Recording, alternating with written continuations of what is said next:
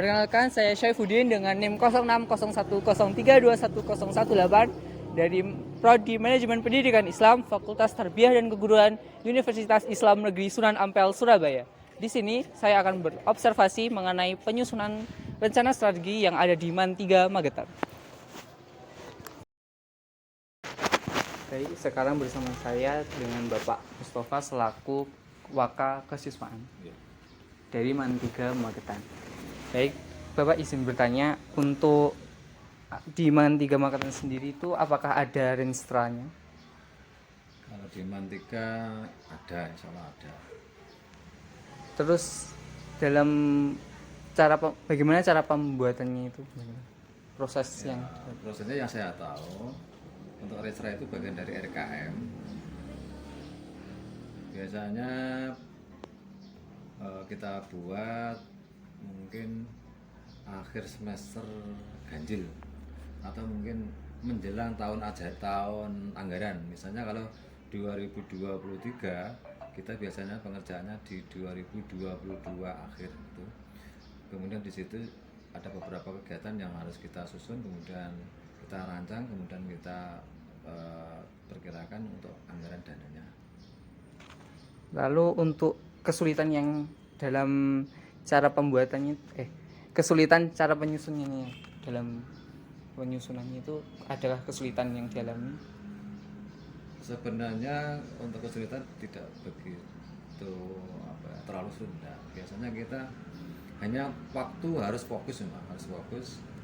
Biasanya kalau kita mengerjakannya sementara kita kerjakan di madrasah dulu, kemudian biasanya kita untuk pengerjaan yang fokus kita akan keluar madrasah untuk finalisasi itu, kemudian dijadikan dokumen. Kesulitan ya butuh tenaga, butuh pikiran, ada beberapa waktu atau hari yang kita butuhkan untuk itu. Lalu untuk implementasinya dari Renstra itu gimana?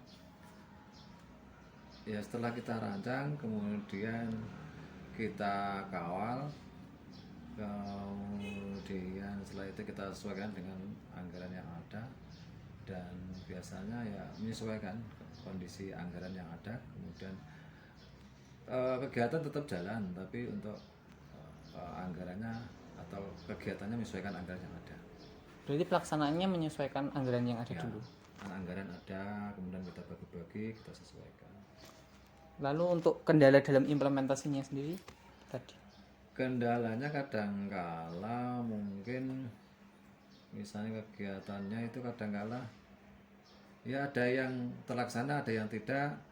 Kadangkala ada beberapa kegiatan yang mungkin di Renstra tidak ada, kemudian ada, atau di Renstra kadangkala ada, kemudian ada sebagian dialihkan atau tidak dilaksanakan karena kondisi menyesuaikan dengan kegiatan.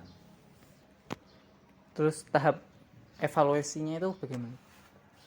Ya biasanya di akhir tahun biasanya ada evaluasi. Setelah evaluasi nanti kita akan membuat rensa tahun anggaran berikutnya.